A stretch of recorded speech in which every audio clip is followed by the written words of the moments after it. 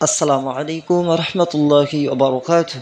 আশা করি সকলে ভালো আছো আর দোয়া করি আল্লাহ পাক রব্বুল আলামিন সকলকে সর্বদা ভালো রাখুক। আল্লাহ পাক রব্বুল আলামিন সকলকে হায়াতে দারাজ করুক, রোগ শোক বালা মুসিবত থেকে হেফাজত করুক। সকলে বলি আল্লাহুম্মা আমিন।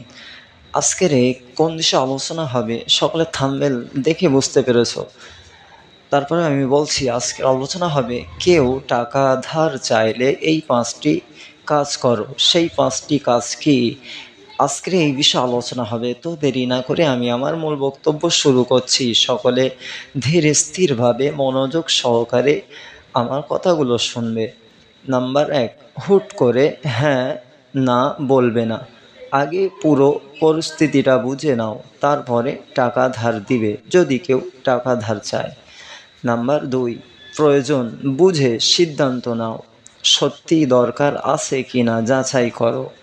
নাম্বার 3, ঘনিষ্ঠ ও সম্মানিত কেউ হলে টাকা ধার দাও, যাকে তুমি অত্যাধিক বিশ্বাস করো। নাম্বার 4, নতুন পরিচিত বা দূরের আত্মীয় হলে কৌশল অবলম্বন করো। সরাসরি না বলবে না, ভদ্রভাবে এড়িয়ে যাবে। নাম্বার 5, যদি টাকাটা তোমার দরকারি কাজের জন্য জমিয়ে রাখা থাকে তাহলে না দিলেই ভালো হবে, কারণ